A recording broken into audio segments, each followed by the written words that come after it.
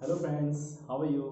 कैसे हैं आप सभी दोस्तों। मैं उम्मीद करता हूँ आप सभी अपने घरों में बहुत अच्छे होंगे, hit fit healthy and happy होंगे। सो दोस्तों, आइए बात करते हैं बहुत ही interesting, latest and highlight topic पे, नई शिक्षा नीति। आप सभी जानते होंगे कि हमारे एजुकेशन डिपार्टमेंट ने एक बहुत ही बड़ा बदलाव किया है शिक्षा नीति में, जो कि हम लोग बहुत सालों से सभी लोग ये एज्यूम करते थे कि शिक्षा नीति में कुछ तो ऐसा बदलाव होना चाहिए, कुछ तो ऐसा इनोवेशन होना चाहिए। सो गाइस, उन सभी की इच्छाएं अब पूरी होने वाली हैं और हमारे उन सभी स्टूडेंट्स के लिए जो कि 10+2 में इस समय हैं, हायर सेकेंडरी हाई स्कूल में हैं, और वो प्री स्कूलिंग बच्चे, नर्सरी 1 2 3 4 5, उन सभी के लिए गुड न्यूज़ है। बहुत अच्छी अच्छी चीज़ें शिक्षा नीति में आई हैं। तो दोस्तों, हम बारी बारी से उन टॉपिक्स पे बात करेंगे। सो आइए बात करते हैं नई शिक्षा नीति, न्यू एजुकेशन पॉलिसी। दोस्तों, इससे पहले कि टॉपिक स्टार्ट करें, हम आपसे ये भी कह देना चाहते हैं कि ये नई शिक्षा नीति एक बहुत ही अच्छी खबर है हमारे स्टूडेंट्स के लिए, और थोड़ी सी चैलेंजिंग भी है, क्योंकि इतने आप जानते हैं 34-35 सालों से अभी तक वही वो पुरानी शिक्षा नीति चली आ रही थी। वही बच्चे वही भारी भारी बैग यूज़ करते थे, ढेर सारे सिलेबस, ढेर सारी किताबें, बुक्स, उसमें कोई इनोवेशन, कोई इंटरेस्ट नहीं था। बस सिर्फ और सिर्फ पढ़ना पढ़ना पढ़ना, पढ़ाई के नाम पे सिर्फ पढ़ाई थी। लेकिन आज ऐसा नहीं है। एक बेहतर पढ़ाई के लिए पढ़ाई में बहुत सी चीज़ें होना बहुत ज़रूरी है, जैसे कि स्पोर्ट्स होते हैं, उसमें कई इवेंट्स होते हैं, आर्ट्स, म्यूज़िक, इस जो कि पढ़ाई को बहुत ही इंटरेस्टिंग बनाते हैं। सो हमारी जो एजुकेशन डिपार्टमेंट है, उन्होंने बहुत ही स्मार्ट थिंकिंग अपनाई है। सो अब हम आपसे कह सकते हैं कि हमारी आने वाली जो जनरेशन होगी वो काफ़ी ज़्यादा स्मार्ट होने वाली है पढ़ाई के मामले में। स्मार्ट स्टडी, और पेरेंट्स की बहुत शिकायतें रहती हैं कि हमारे बच्चे पढ़ते नहीं हैं, पढ़ने में उनका मन लगता है, वो सभी शिकायतें दूर होने वाली, क्योंकि अब एजुकेशन डिपार्टमेंट बच्चों की जो सोचने की क्षमता है अब उस पर काम करने जा रहा है गाइस। उनके अंदर जो छुपा हुआ टैलेंट है अब उस पर काम होगा, ना कि सिर्फ और सिर्फ उन पर प्रेशर दिया जाता था अभी तक। जैसा कि हम लोग भी उस चीज़ से गुजरे हैं कि बस आपको अच्छे नंबर लाने हैं, चाहे जैसे आपको लाने अच्छे नंबर। तो अच्छे नंबर चक्कर में कई बार हम नई चीज़ें नहीं सीख पाते थे, बस हमें रटना है रटना है रटना है। तो वो रटन विद्या है, अब वो फिनिश हो गई है, और बहुत जल्द आप देखेंगे कि ये न्यू पॉलिसी इम्प्लीमेंट होगी। सो गाइस, आइए बात करते हैं न्यू एजुकेशन पॉलिसी।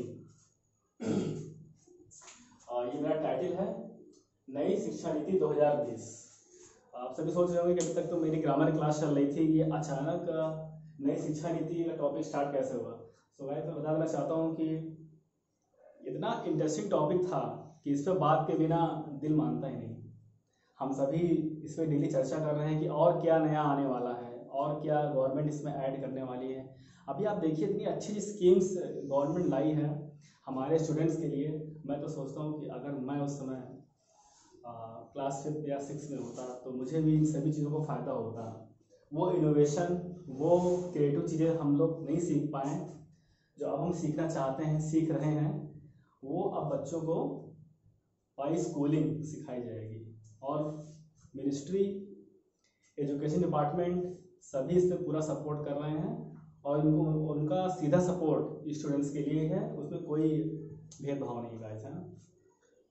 तो आइए गाइस, बात करते हैं नई शिक्षा नीति। ओके, ये थोड़ा सा उलझा हुआ टॉपिक भी बहुत लोग कह रहे हैं, इसमें बहुत चीज़ें हैं, इस कदर चीज़ों को मैथमेटिकली इसमें इन्वॉल्व किया गया है। थोड़ा सा कहते हैं कि वो रिजनेबल लगता है, लेकिन ये बहुत ही ईजिली, मैंने इस शिक्षा नीति को आप सभी से डिस्कस करने की कोशिश की है गाइस।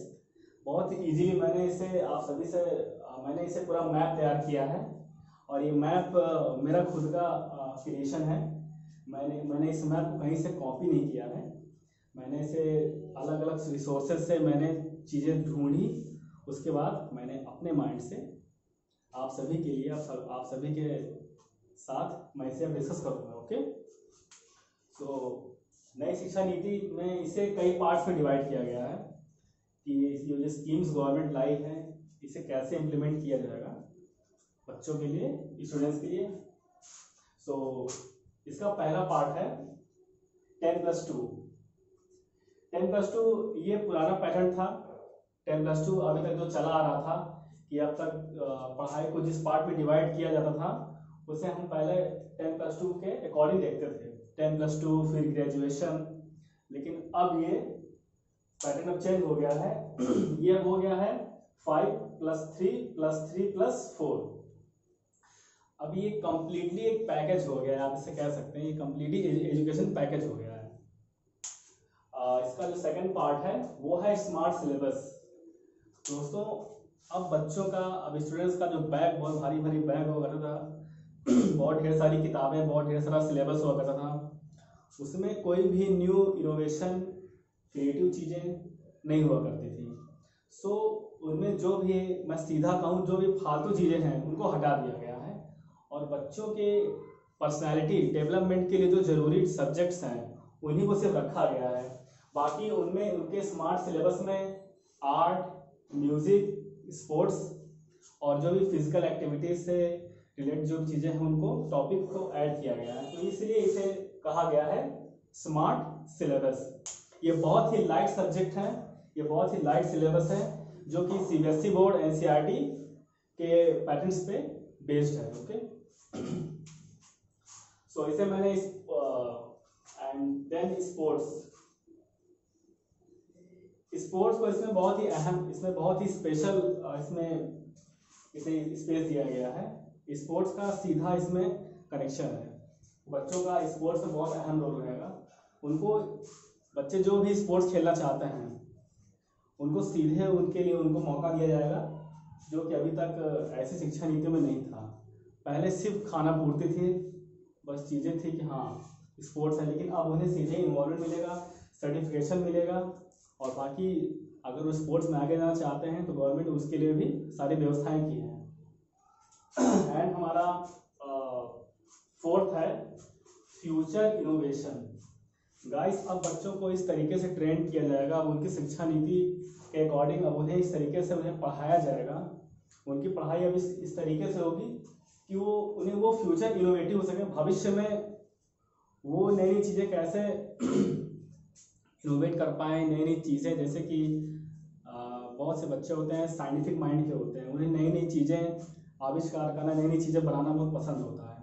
तो फ्यूचर इनोवेशन उनकी स्टडी में, उनके सिलेबस में जो फ्यूचर इनोवेशन है, इसे खास तौर पर उनका सिलेबस ऐसा ही तैयार किया गया है कि उनका माइंड इनोवेटिव बन सके, टेक्नोलॉजिकली तौर पे उनका माइंड थोड़ा सा रीजनेबल बने, उनका माइंड थोड़ा सा टेक्नोलॉजी की तरफ और अग्रसर हो। तो इसे कहते हैं इनोवेशन। नई चीज़ें सीख पाएँ, जिसे हिंदी में नवाचार कहते हैं। पढ़ाई के थ्रू उनके सिलेबस में कई चीज़ें ऐड की गई हैं जिससे कि वो नई चीज़ें सीख पाएंगे। इनोवेशन, नई चीज़ें, नई तकनीक, उसमें कौशल विकास को भी ऐड किया गया है, जो कि उनके आप ऐसा कह सकते हैं कि एम्प्लॉयमेंट और बिजनेस पर्पज से भी उनके लिए बहुत अच्छा है। नई स्किल्ड डेवलप कर पाएंगे वो। एंड जो हमारा लास्ट है स्टूडेंट क्रिएटिव स्किल। गाइस पढ़ाई के साथ साथ उनमें और भी स्किल डेवलप की जाएंगी। जैसे कि अगर स्टूडेंट्स चाहते हैं कि वो पढ़ाई के साथ साथ म्यूजिक सीखें, अगर वो चाहते हैं कि वो पढ़ाई के साथ साथ आर्ट्स भी सीखें, वो चाहते हैं पढ़ाई के साथ कुछ मशीनरी नॉलेज हो, अगर वो चाहते हैं पढ़ाई के साथ साथ वो जिसे आप कहते हैं मास मीडिया, एनिमेशन होता है, मास मीडिया होता है गाइस। एंड बहुत सी चीज़ें इसमें एप्लीकेशंस होती हैं, नई चीज़ें होती हैं जो बियॉन्ड स्टडी होता है, वो स्किल भी उनमें डेवलप की जाएंगी। क्योंकि अब ऑनलाइन स्टडी को बहुत ज़्यादा इंपॉर्टेंस दिया जा रहा है, तो ऑनलाइन स्टडी के थ्रू ही उनमें ऐसी स्किल डेवलप की जाएंगी जिससे कि वो पढ़ाई के साथ साथ नई तकनीकें, नई चीज़ें भी खोज पाएँ, जो कि उनको वो, जैसे कि हमारे जापान और अमेरिका वगैरह में जो भी सिस्टम है, वहाँ पर लोग सेल्फ डिपेंडेंट हैं, उनमें इतनी स्किल्ड है। जैसे कि अब वो ऐसी स्किल उन्हें सिखाई जाएगी पढ़ाई के साथ साथ, जैसे कि उनका स्कूलिंग, उनका अगर मान लीजिए 5 से 6 घंटे का उनका स्कूलिंग जो पूरा टाइम शेड्यूल है, तो 1 घंटा उनकी स्किल पे काम किया जाएगा। अब चाहे वो कंप्यूटर हार्डवेयर सॉफ्टवेयर नेटवर्किंग या अपने मोबाइल से जुड़ी हुई चीज़ें हों, चाहे वो एनिमेशन से जुड़ी हुई चीज़ें हों, चाहे वो कुछ भी हो सकता है, उनके अंदर न्यू स्किल को डेवलप किया जाएगा। चाहे वो रोबोटिक्स हो, चाहे वो एनवायरनमेंट के लिए कैसा और बेहतर काम कर सकते हैं, चाहे वो एग्रीकल्चर के लिए, तो कुछ नई स्किल उनमें डेवलप की जाएगी। तो ये कई पार्ट्स में इनको मैंने डिवाइड किया था, first, second, third, fourth and fifth. तो एक बार फिर से दोस्तों हम नजर डालेंगे एनसीईआरटी का जो पुराना पैटर्न था 10+2, उसको न्यू पैटर्न पे लागू किया गया है 5+3+3+4। ये 15 साल का पूरा एजुकेशन पैकेज है, जो कि एनसीईआरटी और कई संस्थाओं ने मिलकर इसे तैयार किया है। इसे मैं कंप्लीटली, यही सबसे रीजनेबल चीज था कि लोग इसे देखकर थोड़ा कंफ्यूज होते, इसका मतलब क्या है 5+3+4। तो इसे मैंने बहुत ही क्लियरली और स्पष्ट रूप से इसे मैंने डिफाइन किया है। जो पहले 5 का जो मतलब है, उसमें पहले साल में प्री स्कूलिंग प्लस क्लास 2 इतने तक चीजें आएंगी।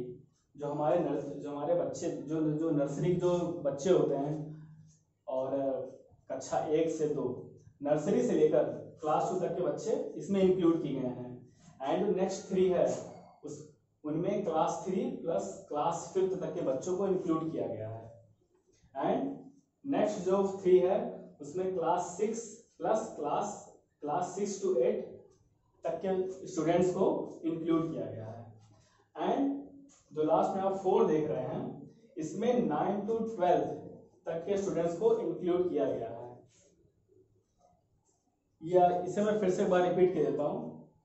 पहले हमारा ओल्ड पैटर्न था 10+2, तो नई शिक्षा नीति के अकॉर्डिंग इस पैटर्न को अब हटा दिया गया है। तो अब न्यू पैटर्न आ गया है 5+3+3+4।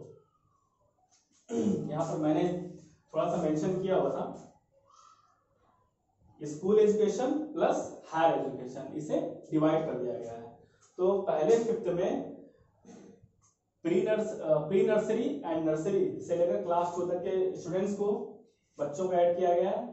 फिर उसके बाद जो नेक्स्ट 3 है उसमें क्लास 3 से लेकर क्लास 5 बच्चों को ऐड किया गया है। एंड जो नेक्स्ट 3 है उसमें क्लास 6 से लेकर क्लास 8 तक के बच्चों को ऐड किया गया है।